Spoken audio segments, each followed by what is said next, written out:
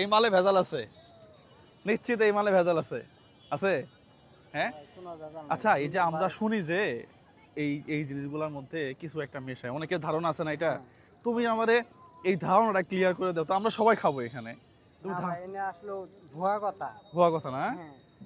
আচ্ছা এখানে এখানে কিছু মেশায় নাই না? না না। তারপরে আবার বলে না ভাই, না না, তারপরে আবার বলে যে কতজন বলে মাছের বরফ, মাছের মধ্যে বরফ ছিল পরে কোনো সময় বরফটা থাকে না, গলে যায় কিন্তু।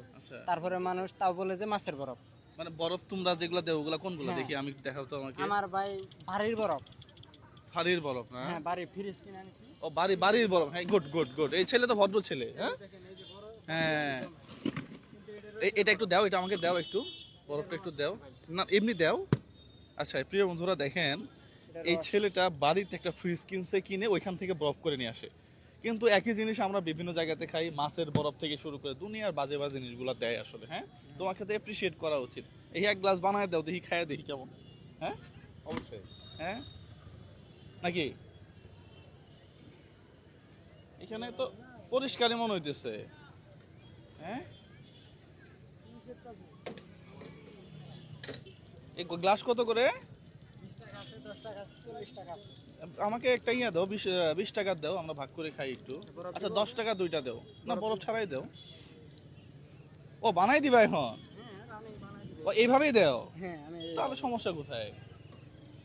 হ্যাঁ আছে ওই যে কিছু কিছু জায়গায় বরফ গুলাতে ঝামেলা করে। হ্যাঁ বরফ এই দুইটা এটা 20 টাকা নাকি?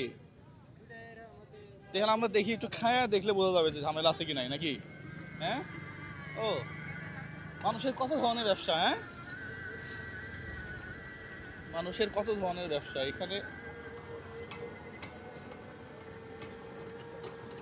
বাসা থেকেও মনে হয় বিয়া করে নিয়ে আসছে আর কি। হ্যাঁ বরফ দিয়ে। আচ্ছা এই কয় প্যাকেট বিক্রি হয় দিনে? প্রত্যেক গ্লাসে কত করে লাভ হয় তুমি আমাকে মন খুলে বলো তো। ও তুমি এখানে ইয়া করো না, তোমার নিজস্ব গাড়ি একটা কিনো? কয় টাকা লাগে গাড়ি কিনতে বলো তো আমারে?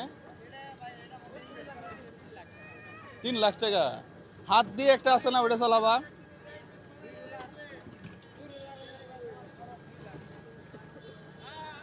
এখানেও তো